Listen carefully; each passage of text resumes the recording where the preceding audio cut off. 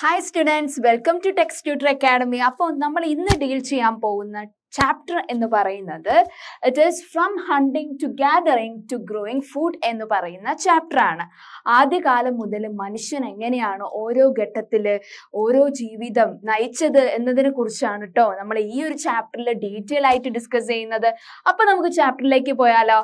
Okay, first സ്ലൈഡിൽ എന്തൊക്കെ കാര്യങ്ങളാണ് പറയുന്നത്? ഫസ്റ്റ് ഘട്ടം, ഫസ്റ്റ് ഏജ് അല്ലെ, ദ ഏർലിയസ്റ്റ് പീപ്പിൾ, നമ്മുടെ പുരാതന മനുഷ്യരെ കുറിച്ചാണ് നമ്മൾ ഡിസ്കസ് ചെയ്യാൻ പോകുന്നത്. The earliest people, why were they on the move?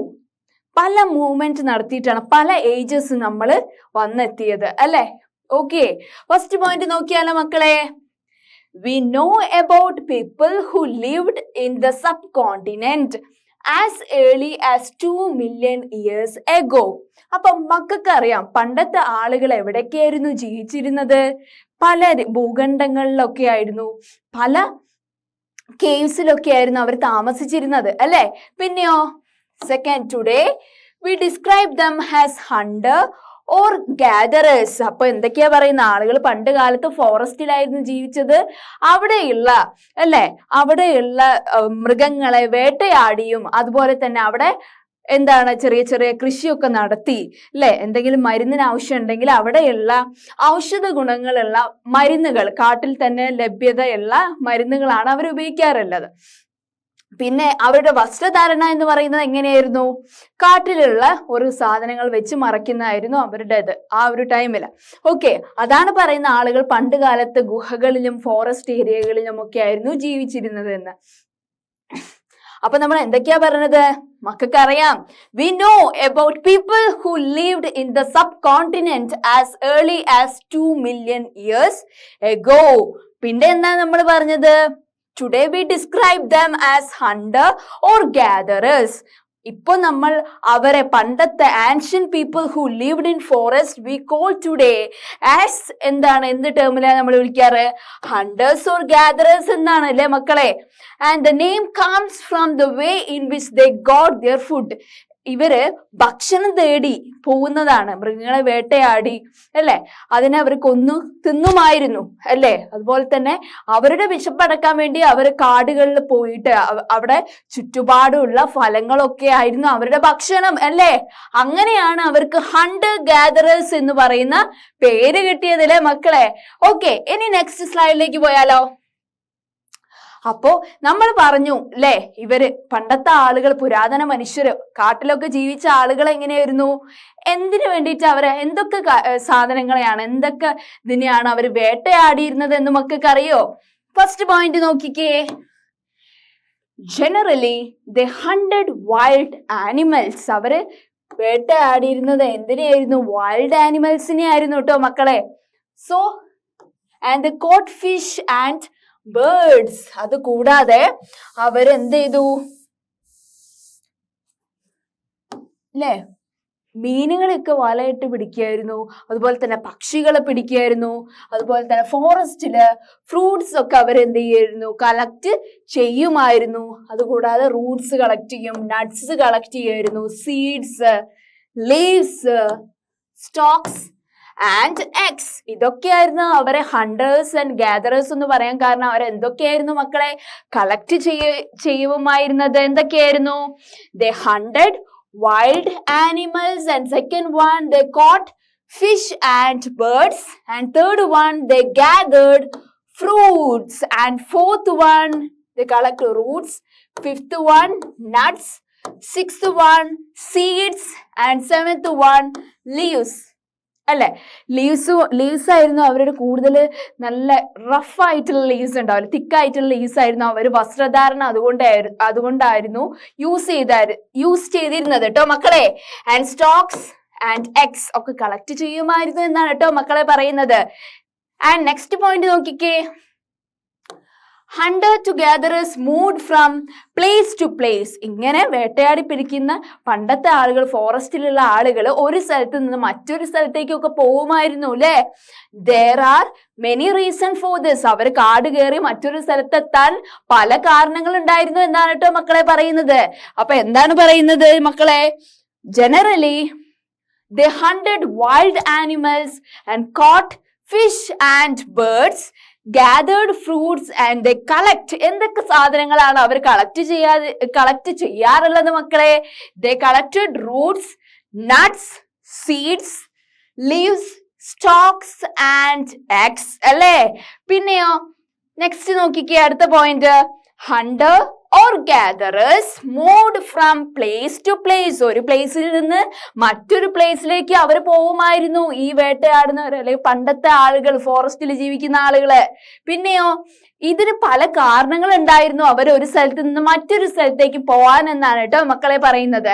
അതിന്റെ റീസൺസ് എന്താന്നൊക്കെ നമുക്ക് അടുത്ത സ്ലൈഡിൽ നോക്കാം കേട്ടോ. അപ്പോ ഇതാണ് പണ്ട് കാലങ്ങളില്. അപ്പൊ നമുക്കറിയാം പല ഏജസിനെ കുറിച്ച് അല്ലെ. പണ്ട് ഫസ്റ്റ് സ്റ്റേജ് ഓഫ് ഏജ് ആളുകള് എല്ലാ സ്റ്റോൺസും ഒക്കെ കണ്ടുപിടിച്ച ഏജ്. പിന്നെ അത് പല ടൂൾസ് ആയിട്ട് അവർ പോളിഷ് ചെയ്തു അല്ലെ, പല ഷേപ്പിലുള്ള ടൂൾസ് ആക്കി മാറ്റിയ കാലങ്ങള്. ഫസ്റ്റ് വൺ ഏതൊക്കെ ഏജ് ആയിരുന്നു? First one palaeolithic age, mesolithic age, neolithic age. ഈ third period of ages, 3 period of ages is very important. Okay, അപ്പൊ ഇതാണ് സ്റ്റോൺ. പല ടൈപ്സ് ഓഫ് സ്റ്റോൺസ് ആണ് അല്ലെ, types of stones. Okay, next one നോക്കിക്കേ. എന്തൊക്കെ കാരണം കൊണ്ടാണ് ഈ ഹണ്ടേഴ്സ് ഓർ ഗ്യാദറേഴ്സ് ഒരു സ്ഥലത്ത് നിന്ന് മറ്റൊരു സ്ഥലത്തേക്ക് പോകാൻ കാരണങ്ങൾ എന്തൊക്കെയാന്ന് നമുക്ക് നോക്കിയാലോ മക്കളെ? ഈ സ്ലൈഡിലെ ഫസ്റ്റ് പോയിന്റ് നോക്കിക്കേ. First, if they had stayed at one place for a long time, അവര് ഒരു സ്ഥലത്ത് തന്നെ നിന്നാല് എന്താ സംഭവിക്കുക? they would have eaten up all the available plant and animal resources. ഈ പണ്ടത്തെ ആളുകൾ, ഫോറസ്റ്റിൽ കഴിയുന്ന ആളുകള് ഒരു ഫോറസ്റ്റിൽ നിന്നാൽ തന്നെ അവിടെയുള്ള ആനിമൽസും പ്ലാന്റ്സും ഒക്കെ തിന്ന് കംപ്ലീറ്റ് ആയിട്ട് അവര് കഴിച്ചു തീർക്കും. ഓക്കെ, അങ്ങനെയാകുമ്പോ അവർക്ക് മറ്റൊരു സ്ഥലത്തിന് ഡിപ്പെൻഡ് ചെയ്യേണ്ടി വരില്ലേ അല്ലേ? അപ്പൊ നെക്സ്റ്റ് പോയിന്റ് നോക്കിക്കേ മക്കൾ. therefore they would have had to go elsewhere in search of food. അതുകൊണ്ട് തന്നെ അവർക്ക് ഭക്ഷണം തേടിയിട്ട് വേറെ സ്ഥലത്തേക്ക് പോകേണ്ടി വരുന്നു. ആ ഒരു ഫോറസ്റ്റിലുള്ള ഭക്ഷണമൊക്കെ അവർ തിന്നു തീർക്കുന്നു അല്ലെ. അപ്പൊ അവർ മറ്റൊരു ഫോറസ്റ്റിനെ ഡിപ്പെൻഡ് ചെയ്യേണ്ടി വരുന്ന ഒരു അവസ്ഥയാണ് കേട്ടോ മക്കളെ ഇവിടെ പറയുന്നത്. അപ്പൊ എന്തൊക്കെയാണ് പറയുന്നത്? First, if they had stayed at one place for a long time, they would have eaten up all the available plant and animal resources അല്ലേ? അതുകൊണ്ട് തന്നെ therefore they would have had to go elsewhere in search of food എന്നാണ് പറയുന്നത്. Okay, next slide നോക്കിയാലോ. രണ്ടാമത്തെ കാരണം എന്താണ് അവർ മറ്റൊരു സ്ഥലത്തേക്ക് ചേക്കേറാൻ കാരണം? Second one, animals also move from place to place. ഒരു കാട്ടിലുള്ള ആനിമൽസ് തന്നെ വേറെ സ്ഥലത്തേക്ക് ഫുഡ് തേടി പോവാറുണ്ട് അല്ലേ? either in search of smaller prey അല്ലെ. അവരുടെ ഫുഡ് എന്ന് പറയുന്നത് ഓരോ ഇരകളുണ്ടാവും, വേറെ മറ്റ് മൃഗങ്ങളാവാം അല്ലെ. or in the case of deer അല്ലെ, ഈ പുലികളും സിംഹങ്ങളും ഒക്കെ കഴിക്കുന്നത് എന്താണ്? മാനുകളെയാണ്, അല്ലെങ്കിൽ ചെറിയ ചെറിയ പശുക്കളെയാണ്. അതിനെയൊക്കെ തേടിയിട്ട് മറ്റുള്ള ഫോറസ്റ്റിലേക്ക് ഈ മൃഗങ്ങളൊക്കെ ചേക്കേറും. പിന്നെ ഇൻ സെർച്ച് ഓഫ് ഗ്രാസ്, നല്ല നല്ല പുല്ലുകൾ തേടി, ഇലകൾ തേടിയൊക്കെ അവര് യാത്ര ചെയ്യാറുണ്ട്. ആര്? ആനിമൽസ്. ഹണ്ടേഴ്സിനെ പോലെ തന്നെ ആനിമൽസും ഒരു പ്ലേസിൽ നിന്ന് മറ്റൊരു പ്ലേസിലേക്ക് പോകാറുണ്ട്. ഓക്കെ, അപ്പോ next point. That is why those who hunted them had to follow their movements. അതുകൊണ്ട് തന്നെയാണ് ഇവരെയൊക്കെ വേട്ടയാടുന്ന മനുഷ്യരുണ്ടല്ലോ, ഈ ഒരു മൃഗങ്ങളെ മൂവ്മെന്റ്സ് ഒക്കെ അവരെന്ത് ചെയ്യും? നിരീക്ഷിക്കും എന്ന് പറയുന്നത് കേട്ടോ. അപ്പൊ എന്തൊക്കെയാണ് മക്കളെ നമ്മൾ പറഞ്ഞത്? second reason for that is animals is move from place to place, either in search of smaller prey or in the case of deer and wild cattle, deer or wild cattle, or in search of grass and leaves എന്നാണ് പറയുന്നത്. Okay, that is why those who hunted them had to follow their movements എന്ന് പറയുന്നത്. Okay, next slide നോക്കിക്കേ. Third reason എന്താണ്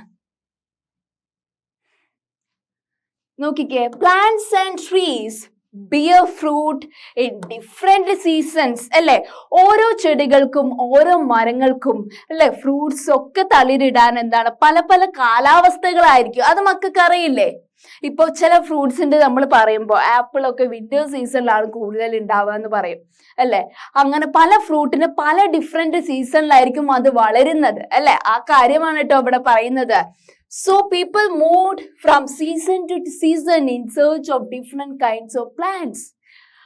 അപ്പൊ ആളുകള് പല സീസണിൽ പല പല കാലാവസ്ഥ വരുമ്പോ, സമ്മർ സീസൺ വരുമ്പോ അതിന് അനുയോജ്യമായിട്ടുള്ള ഫ്രൂട്ട്സ് വളരുന്ന സ്ഥലത്തേക്ക് ചേക്കേറും. അങ്ങനെ ഓരോ കാലാവസ്ഥ വരുമ്പോ അവർ ചേക്കേറുന്ന ഒരു ഇതിനെ പറയുന്ന ഇതാണ് തേർഡ് റീസൺ വരുന്നത്.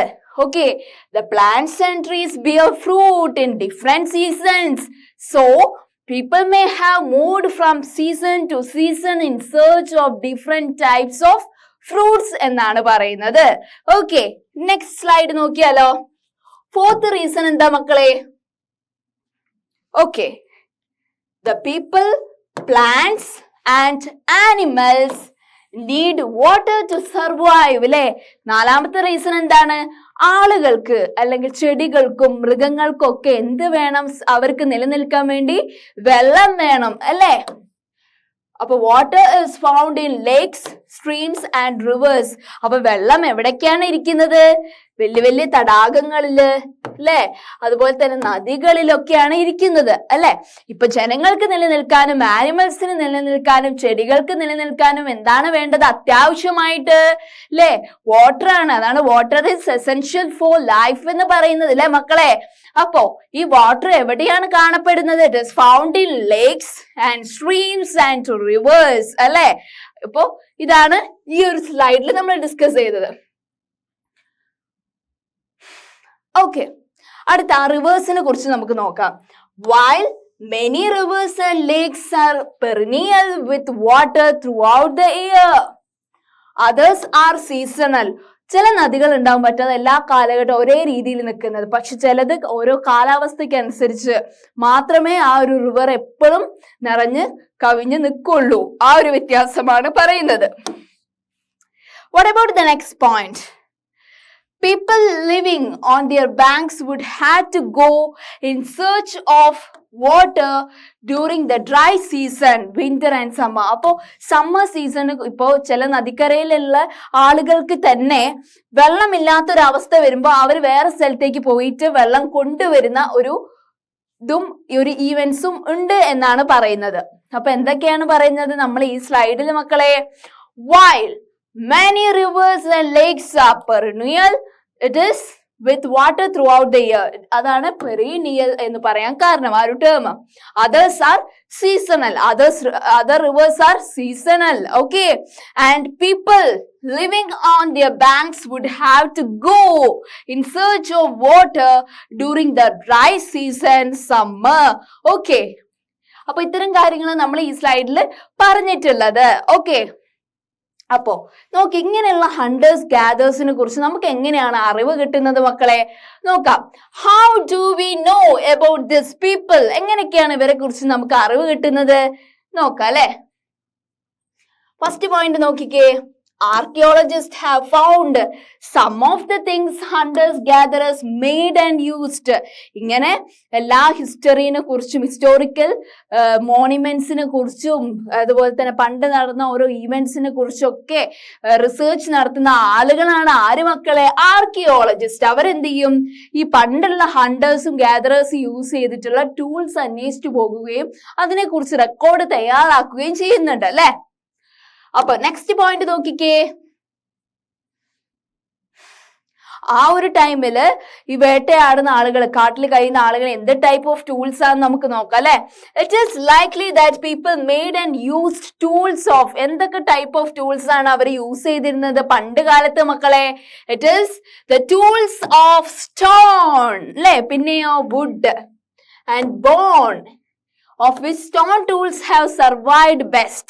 അല്ലേ, ഇങ്ങനെ ടൂൾസ് എന്ന് പറയുമ്പോൾ സ്റ്റോൺ കൊണ്ട് ഉണ്ടാക്കിയ, കല്ലുകൊണ്ട് ഉണ്ടാക്കിയ സ്റ്റോൺസ് ഉണ്ടായിരുന്നു, വുഡ് കൊണ്ട് ഉണ്ടാക്കിയ സ്റ്റോൺസ്, വുഡ് എന്ന് പറയുമ്പോൾ മരത്തടികൾ കൊണ്ട് ഉണ്ടാക്കിയ ടൂൾസ് ഉണ്ടായിരുന്നു, ബോൺസ് വലിയ വലിയ കട്ടിയുള്ള എല്ലുകൾ കൊണ്ട് ഉണ്ടാക്കിയ ടൂൾസ് ഒക്കെ യൂസ് ചെയ്തിരുന്നു. പക്ഷേ സർവൈവ് ചെയ്തത്, എക്സിസ്റ്റ് ചെയ്തത് ഒന്നിന് മാത്രമേ നിലനിൽപ്പ് ഉണ്ടായിരുന്നുള്ളൂ. ഇറ്റ് ഈസ് സ്റ്റോൺ ടൂൾസിനാണ്. ഓക്കെ, അപ്പൊ എന്തൊക്കെയാണ് നമ്മൾ പറഞ്ഞത്?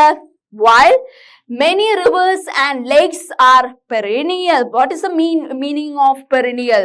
It is with water throughout the year. Others are seasonal. Okay. പിന്നെന്താണ് നമ്മൾ പറഞ്ഞത്? People living on their banks would have had to go in search of water during dry season. അത് നമ്മൾ പറഞ്ഞതാണ് അല്ലെ. പിന്നെ നമ്മൾ എന്താണ് പറഞ്ഞത്? ഈ ആളുകളെ കുറിച്ച് ആരാണ് നമുക്ക് അറിവൊക്കെ കൊണ്ടു തരുന്നത്? It is archaeologist have found some of the things hunter gatherers made and used. അവർ യൂസ് ചെയ്തിട്ടുള്ള കാര്യങ്ങളെ കുറിച്ചൊക്കെ ഈ ആർക്കിയോളജിസ്റ്റ്, ഹിസ്റ്ററി പരമായിട്ടുള്ള ഇവന്റ്സിനെ കുറിച്ചൊക്കെ റിസർച്ച് ചെയ്യുന്ന ആർക്കിയോളജിസ്റ്റ് പറയുന്ന ഒരു ഗ്രൂപ്പ് ഓഫ് പീപ്പിൾ ഉണ്ടാവും, റിസർച്ചേഴ്സ് ഉണ്ടാവും. അവരെന്ത് ചെയ്യും? കണ്ടുപിടിച്ചതാണ് ആ കാലഘട്ടത്തെ ആളുകൾ യൂസ് ചെയ്ത ടൂൾസ് എന്ന് പറയുന്ന സ്റ്റോൺ ടൂൾസ് ആണ് first one. Second one wood tools and third one it is bone tools. Okay, പക്ഷെ ഈ മൂന്നെണ്ണത്തിൽ കൂടുതൽ എക്സിസ്റ്റ് ചെയ്തത് ഏതാണ് മക്കളെ? ഏതാണ്? അത് നമ്മുടെ സ്റ്റോൺ ടൂൾസ് ആണ്. Okay, next one. ഇങ്ങനെയുള്ള സ്റ്റോൺ ടൂൾസ് കൊണ്ട് എന്തൊക്കെ ഉപയോഗങ്ങളാണ് ഉള്ളത് നോക്കിയാലോ.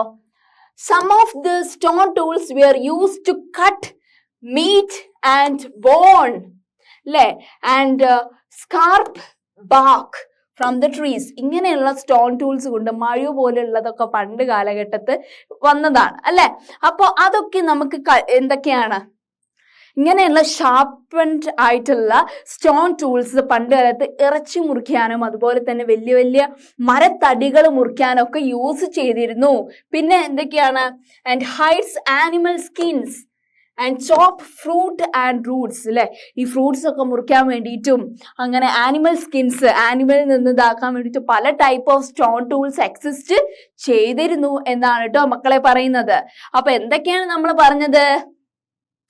Some of these stone tools were used to cut meat and bone and also to scrap barks from the trees and hides animal skins.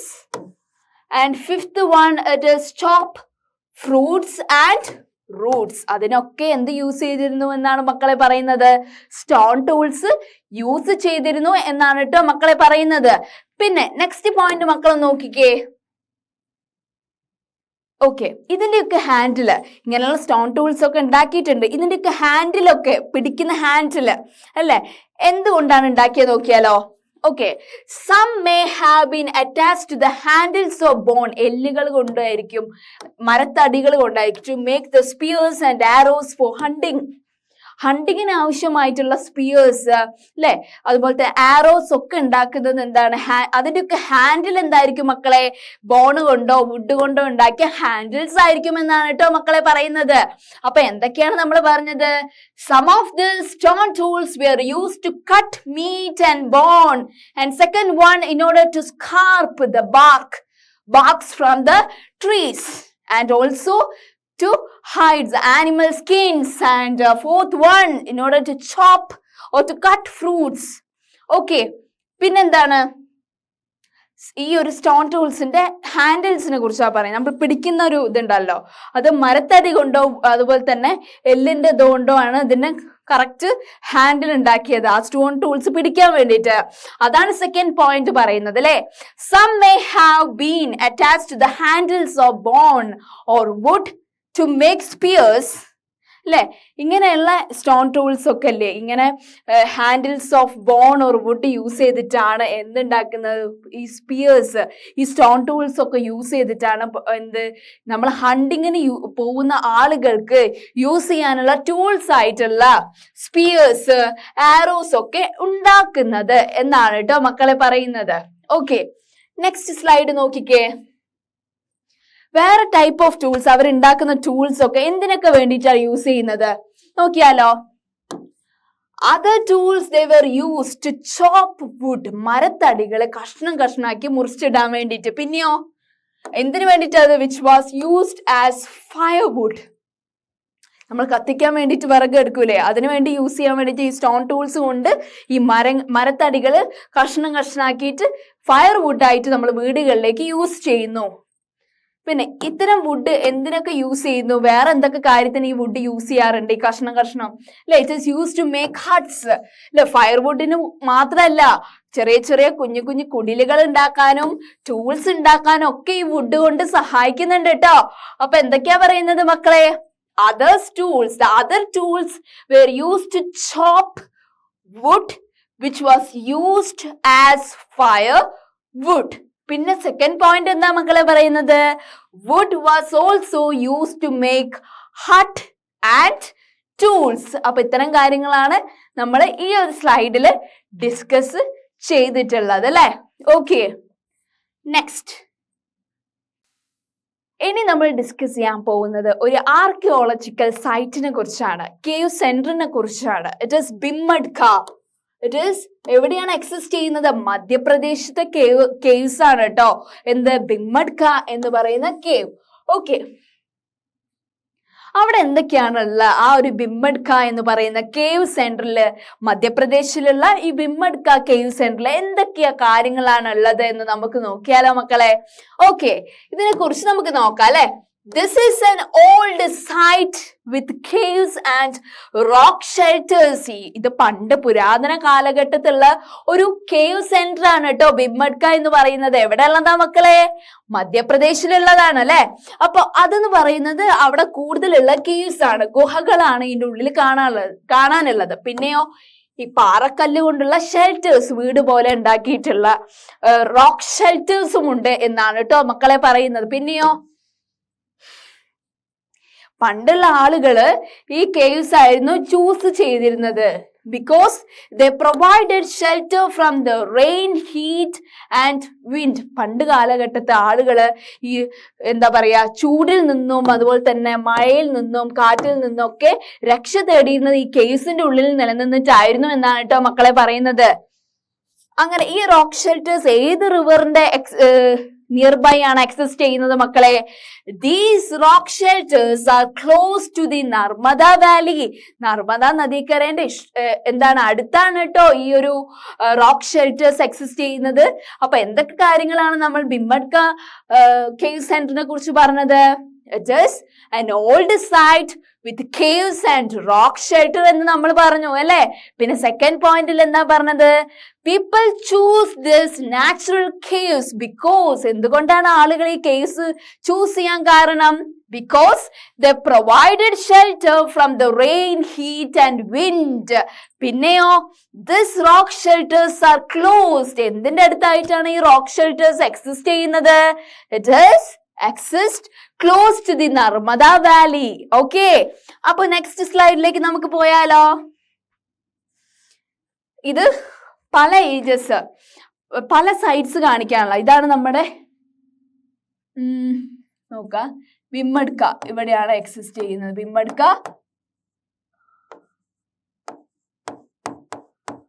Cave centre. Okay, പിന്നെ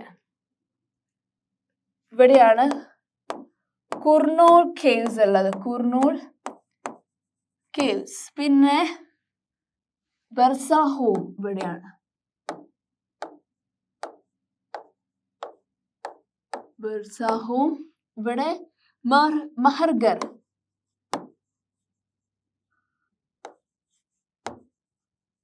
okay, മഹർഗർ.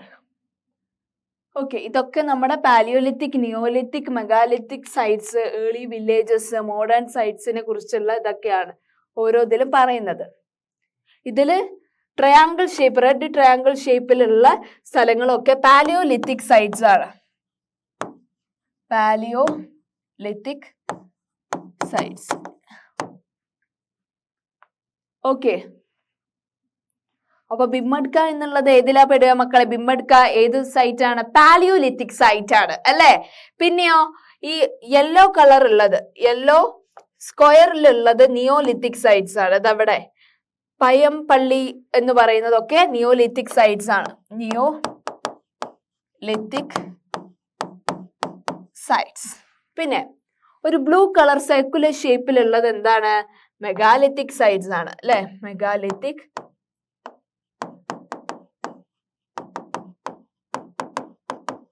പിന്നെ ഒരു polygon ഷേപ്പിലുള്ള ഇതൊക്കെ early villages ആണ്. പണ്ട് കാലഘട്ടത്തിൽ നിലനിന്ന early വില്ലേജസിനെയാണ് mark ചെയ്തിട്ടുള്ളത്. പിന്നെ സ്റ്റാർ ഷേപ്പിലുള്ളത് ഡിനോട്ട് ചെയ്യുന്നത് ഇതാ കൊൽക്കത്ത പോലുള്ളതൊക്കെ ഏർലി വില്ലേജ്, പണ്ട് കാലത്തുള്ള മോഡേൺ സൊസൈറ്റീനെയാണ് പറയുന്നത്.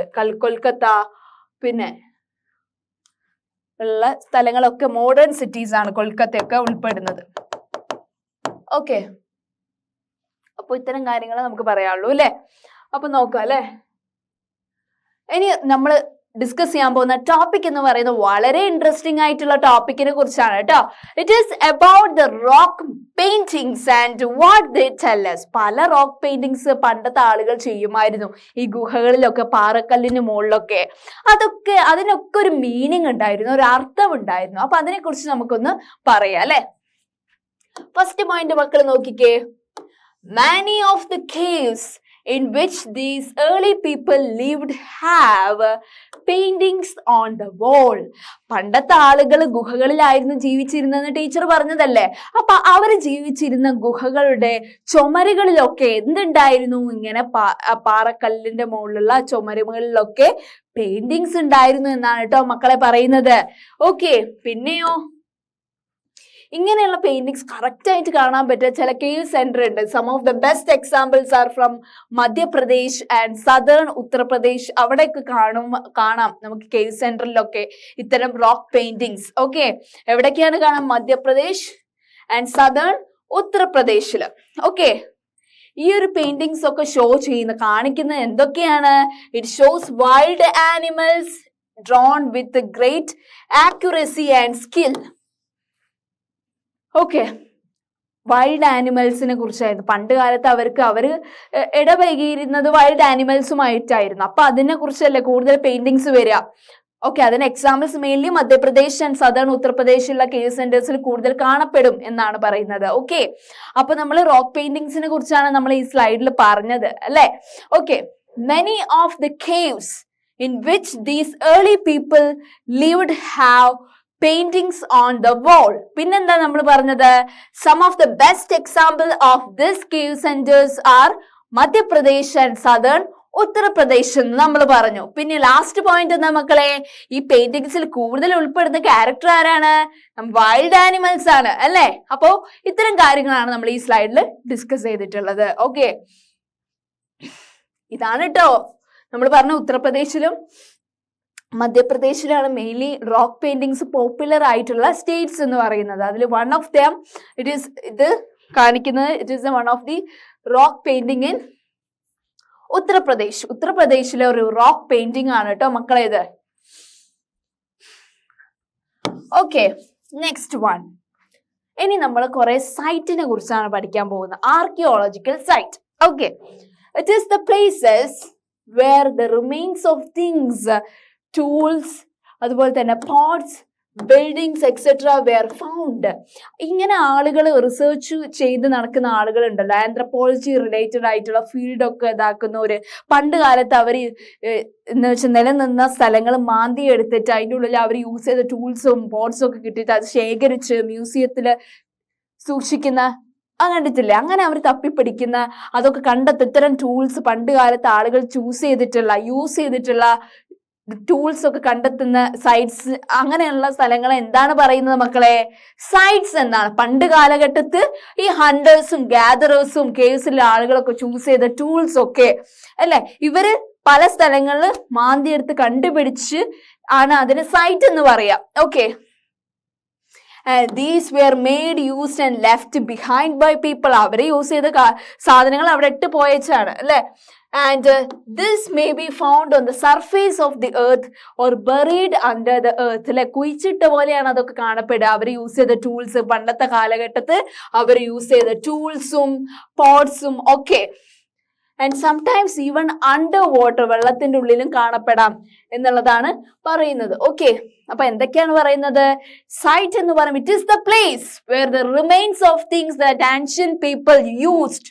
ലൈക്ക് എന്തൊക്കെ കാര്യങ്ങളാണ് പണ്ടുള്ള ആളുകൾ യൂസ് ചെയ്തിട്ടുള്ള പോട്ട്സ്, അതുപോലെ തന്നെ ടൂൾസ് ഒക്കെ കുഴിച്ചിട്ടുണ്ടാവും under the earth or under the water. Okay, and this were made, used and left behind by people. Okay, ആളുകൾ അവിടെ ഉപയോഗിച്ചിട്ട് പോയതായിരിക്കാം. And this may be found, ഈ ടൂൾസ് ഒക്കെ എവിടെയാണ് കാണപ്പെടുന്നത് മക്കളെ?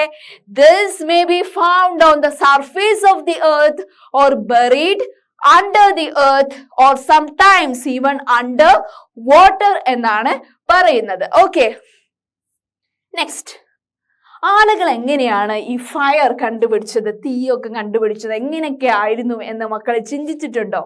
ഇറ്റ്സ് ജസ്റ്റ് ഫോർ ക്യൂരിയോസിറ്റിക്ക് വേണമെങ്കിലും നിങ്ങൾ ചിന്തിച്ചിട്ടുണ്ടോ ആ കാര്യങ്ങളെ കുറിച്ചൊക്കെ? Just think about that. Okay, അപ്പോൾ traces of ashes have been found here. Okay, this suggests that people were familiar with the use of fire. കുറേ സ്ഥലത്ത് എന്താണ്, പണ്ട് കാലം തൊട്ടേ ആളുകള് ഫയർ ചൂസ് ചെയ്യാം അല്ലെങ്കിൽ യൂസ് ചെയ്യാൻ വേണ്ടി തുടങ്ങിയിരുന്നു എന്നാണ് പറയുന്നത്. ഓക്കെ, എങ്ങനെയാണ്? Fire could have been use for many things. എന്തിനൊക്കെ വേണ്ടിയായിരുന്നു ആളുകൾ ഫയർ ചൂസ് ചെയ്തത് മക്കളെ? ആളുകൾ രണ്ട് കല്ലും കൂടെ ഉരച്ചിട്ട് തീ ഉണ്ടാക്കുന്ന ആ ഒരു പ്രകൃതത്തിലല്ലേ പിന്നെ തീയായിട്ട് ഫയറായിട്ട് പിന്നെ പല യൂസേജസിന് വേണ്ടിയിട്ട് ഫയർ നമ്മൾ യൂസ് ചെയ്തത്? അത് മക്കൾക്ക് അറിയുന്നതല്ലേ.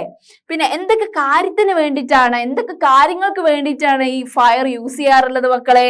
It is the source of light, വെളിച്ചം തരും അല്ലെ. പിന്നെയോ in order to roast meat, ഇങ്ങനെ ഇവര് വേട്ടയാടുന്ന മൃഗങ്ങളെയൊക്കെ അവർക്ക് എന്ത് ചെയ്യാം, ചുട്ട് അരിക്കാം. പിന്നെയോ ചുട്ട് കൊല്ലാം. പിന്നെ ടു സ്കെയർ അവേ ആനിമൽസ്, ഇങ്ങനെ എന്താ പറയാ, രാത്രിയിലൊക്കെ ഇങ്ങനെ ഫയർ കത്തിച്ച് ഇതാക്കുകയാണെങ്കിൽ ഈ മൃഗങ്ങളൊന്നും വരൂല, ഇതിന് അടുത്തേക്ക് വരൂല എന്നുള്ള ഒരു വിശ്വാസവും അവർക്കുണ്ട്. അതാണ് പറയുന്നത് in olden times itself people were familiar with the use of fire. എന്തിനൊക്കെ വേണ്ടിയിട്ടാണ് യൂസ് ചെയ്തത്? Fire could have been used for many things, as a source of light or also to roast meat and also to scare away animals. Okay, അപ്പോൾ ഇത്തരം കാര്യങ്ങളാണ് നമ്മൾ ഈ ഒരു സെഷനിൽ ഡിസ്കസ് ചെയ്തത്. എന്തൊക്കെ കാര്യങ്ങളാണ് നമുക്ക് ഒന്നും കൂടെ പറയാം അല്ലെ. വളരെ ഇൻട്രസ്റ്റിംഗ് ആയിട്ടുള്ള കോൺസെപ്റ്റ് ആണ് അല്ലെ എല്ലും മക്കളെ. നിങ്ങൾ മനസ്സിൽ വിചാരിച്ചിട്ടുണ്ടാവില്ലേ ഇങ്ങനെയുള്ളതൊക്കെ എങ്ങനെയായിരിക്കും വന്നത് എന്നൊക്കെ ജസ്റ്റ് തിങ്ക് അബൌട്ട് ചെയ്തിട്ടുണ്ടാവില്ലേ? നമ്മൾ പറഞ്ഞത് എങ്ങനെയാണ് പണ്ടുള്ള ആളുകൾ, പുരാതന മനുഷ്യർ ജീവിച്ചിരുന്നത്, ഓരോ ഘട്ടത്തിനെ കുറിച്ചാണ് നമ്മൾ പറയുന്നത്. Okay, we know about people who lived in the subcontinent or in the forest as early as 2 million years ago. മക്കൾക്ക് അറിയുന്നതാണ്, ടീച്ചർ പറഞ്ഞു തന്നതാണ് അല്ലെ. Today we describe them as hunter or gatherers. നമ്മൾ അവരെ വിളിക്കുന്ന പേരെന്താണ് മക്കളെ? ഹണ്ടർ ഓർ gatherers അല്ലെ. ആൻഡ് ഈ ഒരു പേര് വന്നത് എങ്ങനെയാണ്? The name comes from the way in which they got their food. എങ്ങനെയാണ് അവര് അന്നത്തെ കാലഘട്ടത്തിൽ അവിടെ വിശപ്പടക്കാൻ ആഹാരം ശേഖരിച്ചത്? ആ ഒരു ആക്ടിവിറ്റി കൊണ്ടാണ് അവര് ഹണ്ടേഴ്സ് ഓർ ഗ്യാദറേഴ്സ് എന്നൊരു പേര് കൊണ്ട് വിളിച്ചത് എന്ന് മക്കള് മനസ്സിലാക്കണം. പിന്നെയോ അവരെന്തൊക്കെയായിരുന്നു ഹണ്ട് ചെയ്തത് എന്ന് നമ്മൾ പറഞ്ഞല്ലോ. എന്തൊക്കെയായിരുന്നു മക്കൾ തന്നെ പറഞ്ഞേ? എന്തൊക്കെയായിരുന്നു? Yeah, very good. എന്തൊക്കെയായിരുന്നു? They hunted wild animals and they caught fish and birds and they also gathered fruits, roots, nuts, leaves. Okay, അങ്ങനെയുള്ള കാര്യങ്ങൾ. പിന്നെയോ ഈ hunters or gatherers they moved from place to place. അതും പറഞ്ഞു അല്ലെ. അതിന് പല കാരണങ്ങളും ഉണ്ട്. എന്തൊക്കെ കാരണങ്ങളായിരുന്നു? ഈ പണ്ടത്തെ ആളുകൾ, ഫോറസ്റ്റിൽ കഴിയുന്ന ആളുകൾ ഒരു സ്ഥലത്ത് മാത്രം നിൽക്കാതെ ഓരോ സ്ഥലത്തേക്ക് പോയിക്കൊണ്ടിരുന്നത്? Because if they stayed in one place, they will eaten up all the available plants and animals. അതുകൊണ്ടാണ് they would have to go elsewhere in search of food എന്ന് പറയുന്നത് അല്ലെ. അതുകൊണ്ട് അവർ എവിടെയെങ്കിലും നിൽക്കുകയാണെങ്കിൽ അവിടെയുള്ള ഫ്രൂട്ട്സും വെജിറ്റബിൾസും ആനിമൽസും ഒക്കെ അവർ തിന്ന് തീർക്കും. അതുകൊണ്ടാണ് അവര് മറ്റൊരു സ്ഥലത്തിന് അവരെന്താകുന്നത്? ആശ്രയിക്കേണ്ടി വരുന്നത് അല്ലെ.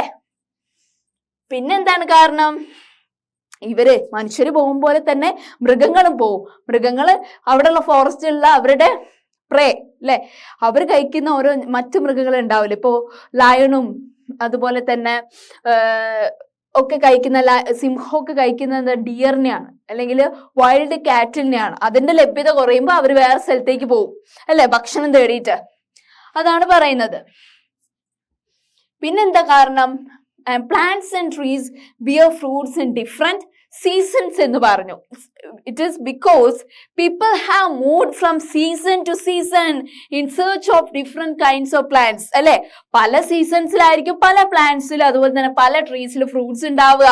അപ്പൊ ആളുകൾ എന്ത് ചെയ്യും? പല സീസണിൽ പല പ്ലേസസിലേക്ക് പോകും. എന്തിനു വേണ്ടിയിട്ടാ? ഫ്രൂട്ട്സ് ഒക്കെ കളക്ട് ചെയ്യാൻ വേണ്ടിയിട്ട് അല്ലെ. ഓക്കെ, 4ാമത്തെ റീസൺ എന്താണ്? പ്ലാന്റ്സ് ആയിക്കോട്ടെ, മനുഷ്യരായിക്കോട്ടെ, അതുപോലെ തന്നെ ട്രീസ് ആയിക്കോട്ടെ, അവർക്കൊക്കെ നിലനിൽപ്പിന് വേണ്ട ഒരു അത്യാവശ്യ ഘടകം എന്താണ് മക്കളെ? അത് വാട്ടർ ആണ് അല്ലെ. എല്ലാവർക്കും അല്ലെ ലൈഫ് എക്സിസ്റ്റ് ചെയ്യണമെങ്കിൽ വളരെ എസെൻഷ്യൽ ആയിട്ട് വേണ്ടത് വാട്ടർ ആണ് അല്ലെ. ഓക്കെ, അതുപോലെ ഈ വാട്ടർ എവിടേക്കാണ് കാണപ്പെടുന്നത് മക്കളെ? Water is found in lakes, streams and reverse. Okay, പിന്നെ ചില റിവേഴ്സിന് നമ്മൾ എന്ന് വെച്ചാൽ വാട്ടർ അല്ല, through out the year exist ചെയ്യുന്ന റിവേഴ്സിനെ പെറിഡിയൽ എന്ന് പറയുന്നു. മറ്റു റിവേഴ്സിനെ നമ്മൾ സീസണൽ എന്ന് പറയുന്നു അല്ലെ. 2 ടൈപ്സ് ഓഫ് റിവേഴ്സ്. ഓക്കെ, പിന്നെ people living on their banks would have to go in search of water during summer season. ചൂട് കാലഘട്ടത്തിൽ ഈ നദിയൊക്കെ എന്താവും? വരണ്ട് വറ്റിപ്പോവും. അപ്പൊ ആളുകൾ മറ്റൊരു സ്ഥലത്തേക്ക് ചേക്കേറുന്നു വെള്ളത്തിന് വേണ്ടിയിട്ട് അല്ലെ. ഓക്കെ, അപ്പൊ ഈ ആളുകളെ കുറിച്ച് കൂടുതൽ ഇൻഫോർമേഷൻ നമുക്ക് തന്നത് ആർക്കിയോളജിസ്റ്റ് ആണ്. പണ്ടത്തെ ചരിത്രപരമായിട്ടുള്ള സംഭവങ്ങൾ താണ്ടി ഓരോ സ്ഥലത്ത് എക്സ്കവേഷൻ നടത്തുന്നവർ ആർക്കിയോളജിസ്റ്റ് ആണല്ലേ മക്കളെ. പിന്നെ അവര് കണ്ടെത്തിയത് എന്തൊക്കെയാണ്? ഈ പണ്ടത്തെ ആളുകൾ ഈ ഹണ്ടേഴ്സ് ഗാദറേഴ്സ് യൂസ് ചെയ്ത ടൂൾസ് എന്ന് പറയുന്നത് എന്തൊക്കെ കൊണ്ടുണ്ടാക്കിയ? സ്റ്റോൺ, വുഡ് ആൻഡ് ബോൺ അല്ലേ. അതുകൊണ്ട് കൂടുതൽ അവിടെ ഉണ്ടായിരുന്ന സ്റ്റോൺ ടൂൾസ് ആയിരുന്നു എന്നും പറയുന്നു. അപ്പൊ ഈ സ്റ്റോൺ ടൂൾസ് അവർ ഉണ്ടാക്കിയത് എന്തിനൊക്കെ വേണ്ടിയിട്ടാണ്? അതിന്റെ യൂസേജ് എന്താന്ന് ചോദിക്കുമ്പോൾ മക്കൾ എന്ത് പറയും? In order to cut meat and bone and also to scrape bark and also to hide, to cut animal skins and to chop fruit and roots. Okay, പിന്നെ എന്താണ്? ഈ ഒരു സ്റ്റോൺ ടൂൾസിന്റെ ഒക്കെ handles is made up of bone or wood. Okay, ഇങ്ങനെയുള്ള stone tools കൊണ്ട് എന്തൊക്കെ tools ആണ് ഉണ്ടാക്കിയിട്ടുള്ളത്? ഈ ഒരു വുഡ്, സ്റ്റോൺ, ബോൺ കൊണ്ട് they make spears and arrows for hunting.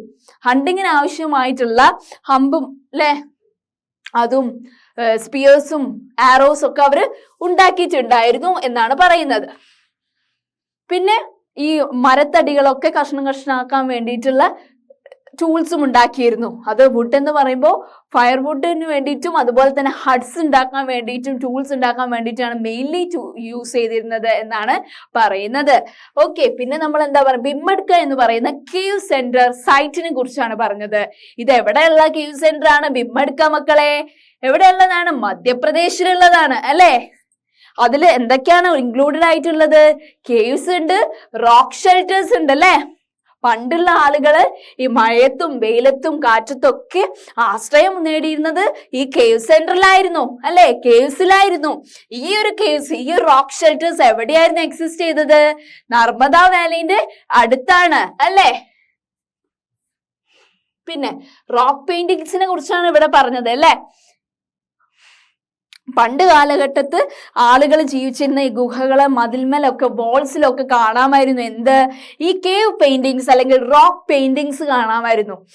ഇതിലുപരി പണ്ടത്തെ രാജാക്കന്മാർ ഭരിച്ചിരുന്ന കാലഘട്ടത്തിൽ അവരുടെ പ്രജകൾക്ക് പലതരത്തിലുള്ള ഓർഡേഴ്സ് കൊടുത്തിരുന്നത് ഓരോ വാൾസിൽ അവർ എഴുതി വെക്കുമായിരുന്നു, ഓരോ അനൗൺസ് ചെയ്യുന്ന കാര്യങ്ങൾ. ഓക്കെ, ഇങ്ങനെയുള്ള റോക്ക് പെയിന്റിങ്സ് കൂടുതൽ കാണപ്പെടുന്നത് ഏതൊക്കെ സ്റ്റേറ്റിലാണ് മക്കളെ?